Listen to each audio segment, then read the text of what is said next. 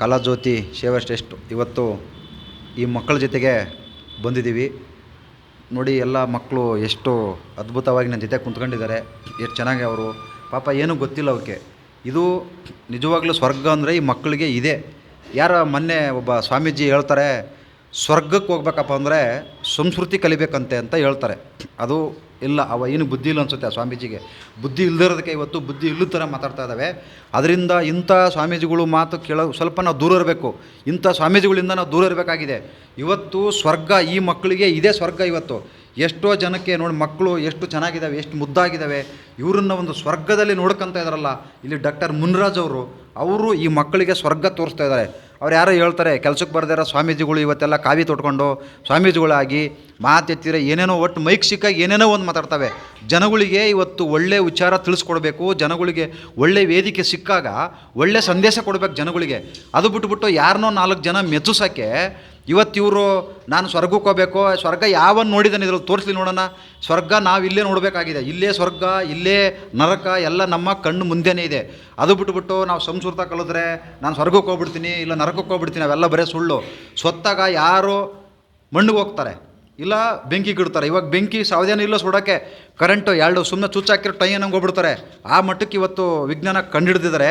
ಅದರಿಂದ ನೀವು ಸ್ವಾಮೀಜಿಗಳು ಆಗಿದ್ದೀರಿ, ಒಳ್ಳೆ ಕಾವಿ ಬಟ್ಟೆ ಹಾಕ್ಕೊಂಡಿದ್ದೀರಿ, ಅದಕ್ಕೆ ಗೌರವ ಕೊಟ್ಟು ಒಳ್ಳೆ ರೀತಿಯಲ್ಲಿ ಮಾತಾಡಿ. ನೋಡಿ, ಮಕ್ಕಳಿಗೆ ಒಂದೊಂದು ಮಕ್ಕಳು ಒಂದೊಂದು ಥರ ಇದ್ದಾವೆ. ನಿಜವಾಗ್ಲೂ ಇವತ್ತಿಲ್ಲಿ ಆ ಮಕ್ಕಳಿಗೆ ಸ್ವರ್ಗ ತೋರಿಸ್ತಾ ಇದ್ದಾರೆ ನಮ್ಮ ಡಾಕ್ಟರ್ ಮುನ್ರಾಜ್ ಅವರು. ಇಂಥವಕ್ಕೆ ನಾವು ಸ್ವರ್ಗ ಅನ್ನಬೇಕು. ಅದು ಬಿಟ್ಬಿಟ್ಟು ನೀವು ಸಂಸ್ಕೃತ ಕಲೀರಿ, ಈ ಥರ ಎಲ್ಲ ಮಾಡೋಕ್ಕೆ ಹೋಗಬೇಡಿ. ದಯವಿಟ್ಟು ನಿಮಗೆ ಮೈಕ್ ಕೊಡ್ತಾರೆ, ಒಳ್ಳೆ ವೇದಿಕೆ ಕೊಡ್ತಾರೆ. ನಮಗೆ ನಮ್ಮ ಮೊಬೈಲೇ ನಮಗೆ ವೇದಿಕೆ ಆಗಿದೆ, ನಮ್ಮ ಯೂಟ್ಯೂಬ್ ಚಾನಲ್ಲೇ ನಮಗೆ ವೇದಿಕೆ ಆಗಿದೆ. ಅದರಿಂದ ನಾವು ಹೇಳ್ತಾ ಇದ್ದೀವಿ, ದಯವಿಟ್ಟು ನಮ್ಮಂಥವ್ರನ್ನ ಯಾರೂ ವೇದಿಕೆ ಮೇಲೆ ಕರೆಯಲ್ಲ. ಅದರಿಂದ ಇದನ್ನೇ ವೇದಿಕೆ ಮಾಡ್ಕೊಂಡು ಇವತ್ತು ಸಂಸ್ಕೃತ ಅನ್ನೋದು ಬರೀ ಸುಳ್ಳು. ಅದು ಮಾಡ್ಕೊಂಬಂದಿರ್ತಕ್ಕನ್ನೋದು ಅದು ಇರ್ಬೋದು, ಅದು ಬೇಕಾಗಿಲ್ಲ. ಕಲೀರಿ ಅಂತ ಒತ್ತೆ ಮಾಡೋಕ್ಕೆ ಯಾರಿಗೂ ಅಧಿಕಾರ ಇಲ್ಲ. ನಮ್ಮಿಷ್ಟ ಅದು. ನಿಮಗೆ ನಿಜವಾಗ್ಲೂ ನೀವು ಸ್ವಾಮೀಜಿಗಳು ಕಳ್ಳ ಸ್ವಾಮೀಜಿಗಳಾಗಿ, ಸೋಮಾರಿ ಸ್ವಾಮೀಜಿಗಳಾಗಿ ಯಾರ್ಯಾರೋ ದಾನ ಮಾಡಿರ್ತಕ್ಕಂಥ ಮಠ ನಡೆಸ್ತಾ ಇದ್ದೀರಿ.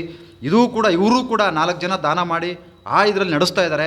ದಯವಿಟ್ಟು ಇಂಥವೆಲ್ಲ ಮಾತಾಡಿದ್ಬಿಟ್ಟು ನೀವು ನಿಜವಾಗ್ಲೂ ಸ್ವಾಮೀಜಿಗಳಾಗಿದ್ದರೆ, ನೀವು ನಿಜವಾಗ್ಲೂ ನಿಮಗೆ ಮಾನವತೆ ಮನುಷ್ಯತ್ವ ಅನ್ನೋದಿದ್ದರೆ ಇಂಥ ಆಶ್ರಮಗಳಿಗೆ ಬನ್ನಿ.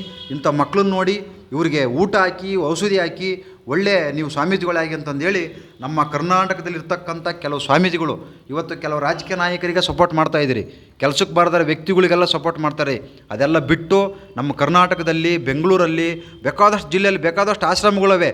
ಅವೆಲ್ಲ ನೋಡಿ ಬಂದು ಒಂದೊಂದು ದಿವಸ ನಿಮಗೇನು ಬರೀ ಆರಾಮಾಗಿ 3 ಹೊತ್ತು ಊಟ ಮಾಡಿ ಕಾವಿ ಬಟ್ಟೆ ಹಾಕೊಂಡು ನಿದ್ದೆ ಮಾಡ್ತೀರಿ ಆಶ್ರಮಗಳಲ್ಲಿ, ಮಠದಲ್ಲಿ. ಅವೆಲ್ಲ ಬಿಟ್ಟು ಒಂದು ತಿಂಗಳಿಗೆ 1 ಆಶ್ರಮ ಇಲ್ಲ 2 ಆಶ್ರಮ ಬಿಡು ಮಾಡ್ಕೊಂಡು ಬಂದು ಇಂಥ ಮಕ್ಕಳಿರೋ ಆಶ್ರಮ ನೋಡ್ರಿ. ಇನ್ನೂ ಬೇಕಾದಷ್ಟು ವೃದ್ಧರಿದ್ದಾರೆ, ಇನ್ನು ಅಂಗವಿಕಲರಿದ್ದಾರೆ, ಕಾಲಿಲ್ದರಿದ್ದಾರೆ, ಕೈ ಇಲ್ದರಿದ್ದಾರೆ, ಕಣ್ಣಿಲ್ದರಿದ್ದಾರೆ, ಬೇಕಾದಷ್ಟು ಇದ್ದಾವೆ. ಅಂಥವ್ರಿಗೆಲ್ಲ ಸಹಾಯ ಮಾಡಿದರೆ ನೀವು ಸ್ವರ್ಗಕ್ಕಲ್ಲ ಎಂತೆಂಥ ಇದು ಒಳ್ಳೆಯ ವಿಚಾರದಲ್ಲಿರ್ತೀರಿ. ಅದರಿಂದ ಇಲ್ಲೇ ಸ್ವರ್ಗ ಕಾಣಿಸುತ್ತೆ, ಇಲ್ಲೇ ನರಕ ಕಾಣಿಸುತ್ತೆ. ಸ್ವಾಮೀಜಿಗಳೇ, ದಯವಿಟ್ಟು ಇಂಥ ಆಶ್ರಮಕ್ಕೆ ಭೇಟಿ ಕೊಡಿ ಅಂತಂದೇಳಿ ನಮ್ಮ ಕರ್ನಾಟಕದ ಕೆಲವು ಸ್ವಾಮೀಜಿಗಳಿಗೆ ಇವತ್ತೇನು ಕೆಲಸಕ್ಕೆ ಬಾರದೇ ಇರೋ ವೇದಿಕೆ ಮೇಲೆ ಕೆಲಸಕ್ಕೆ ಬಾರದೇ ಇರೋ ಭಾಷಣ ಮಾಡ್ತಿರಲ್ಲ, ಅಂಥ ಸ್ವಾಮೀಜಿಗಳಿಗೆ ಈ ನನ್ನ ಮಾತುಗಳು ತಲುಪಲಿ ಅಂತ ಕೇಳ್ಕೊತ ಇದ್ದೀನಿ. ಎಲ್ಲರಿಗೂ ಒಳ್ಳೆಯದಾಗಲಿ. ನಮಸ್ಕಾರ. ಜೈ ಹಿಂದ್, ಜೈ ಕರ್ನಾಟಕ ಮಾತೆ. ನಮಸ್ಕಾರ ಮಕ್ಕಳು, ಎಲ್ಲರಿಗೂ ಒಳ್ಳೆಯದಾಗಲಿ.